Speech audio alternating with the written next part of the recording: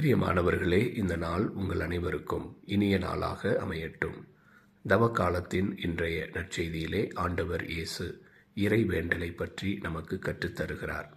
விண்ணுலகில் இருக்கிற எங்கள் தந்தையே என்கிற அந்த அருமையான ஜெபத்தை நமக்கு கற்றுக் கொடுத்து அதில் வரக்கூடிய மன்னிப்பு என்கிற முக்கியமான பண்பையும் நமக்கு எடுத்து கூறுகிறார்.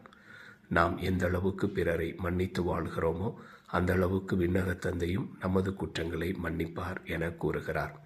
தவக்காலத்தில் பயணிக்கக்கூடிய இந்த அருமையான தருணத்திலே நமது தவ முயற்சிகளோடு இணைந்து நாம் பிறரை மன்னித்து வாழ நாம் கற்றுக்கொள்வோம்.